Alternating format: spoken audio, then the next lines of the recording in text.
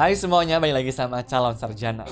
Kalau ngomongin Himalaya, apa sih yang ada di kepala kalian? Gunung tertinggi di dunia yang puncaknya itu punya salju abadi kan? Cuma ternyata di sana juga tersimpan teman-teman ancaman besar yang tidak terlihat dan katanya sih bisa mengguncang kehidupan juta orang dalam hitungan detik saja. Ya guys, bukannya mau nakut-nakutin ya, tapi ini untuk pengetahuan kita aja guys. Katanya sih cuma tinggal tunggu waktu aja sampai terjadinya gempa besar yang diperkirakan bisa terjadi di kawasan Himalaya beberapa tahun ke depannya. Penasaran dengan apa yang terjadi di sana? Hai, gue Andre dari Calon Sarjana. Mari guys, langsung kita saksikan.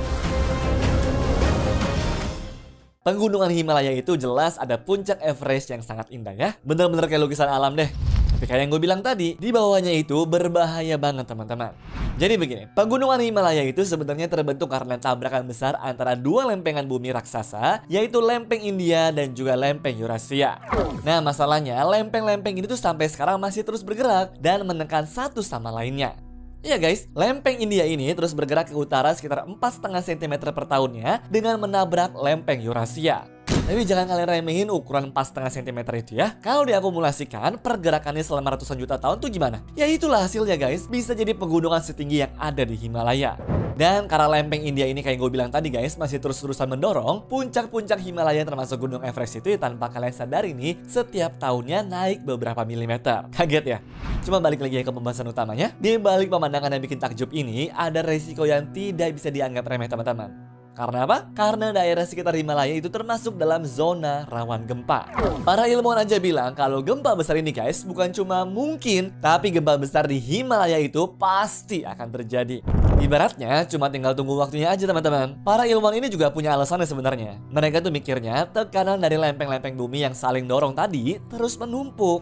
Nah karena pada dasarnya tekanan ini tuh nggak akan bisa ditahan selama-lamanya, suatu saat pastilah bakal meledak dalam bentuk gempa yang besar. Nah, yang mengejutkannya, para ahli geologi juga bilang kalau sebagian wilayah Himalaya itu sudah ketinggalan jadwal gempanya. Jadi maksudnya ketinggalan di sini guys, secara teori itu daerah-daerah ini seharusnya udah mengalami gempa besar, tapi entah mengapa sampai sekarang belum kejadian. Pokoknya semakin lama nggak gempa, tekanan di bawah tanah sana juga otomatis semakin besar. Yang berarti apa? Selama lempengan masih bergerak, gempa yang dihasilkan pun akan semakin besar. Nangkep ya sampai sini guys? Soalnya gue takutnya kan tuh udah keburu bosen guys. Jadi gue bakal jelasin sebisa gue ya pakai bahasa yang mudah dipahami deh. Jadi begini, mungkin biar kalian tuh kebayang seberapa ngerinya, gue kasih deh beberapa contoh gempa besar yang pernah terjadi di sana ya. Di tahun 1505 terjadi gempa Mustang yang dampaknya tuh luar biasa. Perkiraannya sih magnitudonya tuh 8 plus teman-teman. Gempa dengan magnitudo 8 ke atas itu pokoknya sangat besar, dimana bahkan disebut sebagai gempa hebat ataupun megatrust dan bisa bikin kerusakan luar biasa luas, lalu ngerobohin bangunan kokoh atau bahkan memicu tsunami yang besar. Analogi sederhananya seperti ini deh. Gempa magnitudo 8 plus itu seperti ledakan ribuan bom besar sekaligus di bawah tanah, di mana energinya guys jauh lebih dahsyat daripada bom atom Hiroshima. Kalau terjadinya di daratan, maka kota tuh bisa hancur secara total. Tapi kalau terjadinya di laut, tsunami besar mungkin banget terjadi. Oke, berikutnya di tahun 1950, daerah Assam Tibet digoyang tuh oleh gempa super dahsyat dengan magnitudo 8,7 dan inilah guys yang salah satu gempa terbesar yang pernah tercatat di dunia.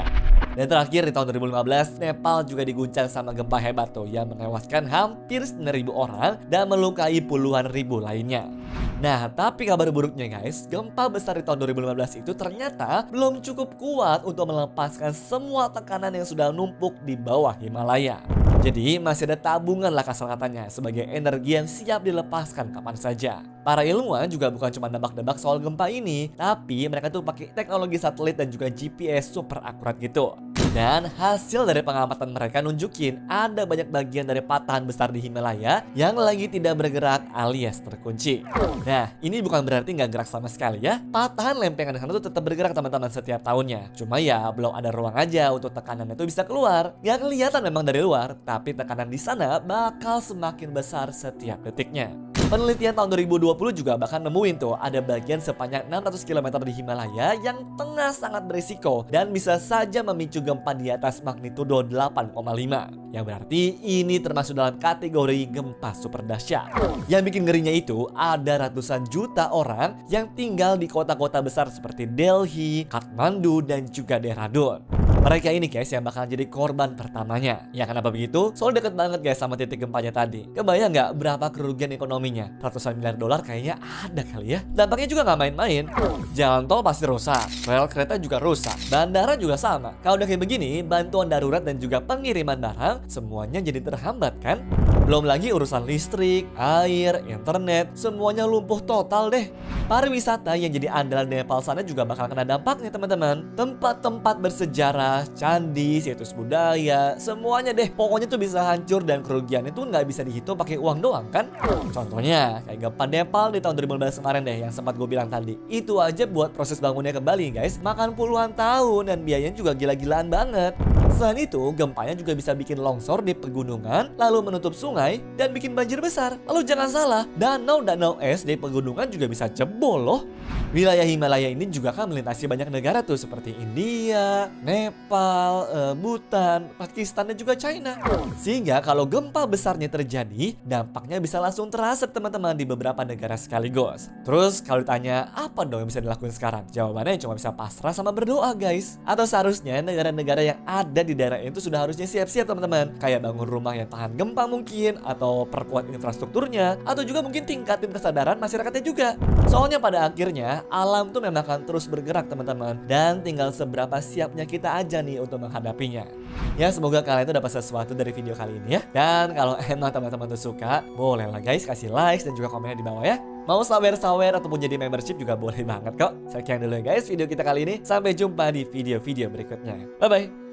Anyways, cukup sampai di sini ya guys video hari ini. Sampai jumpa di video selanjutnya. Dah.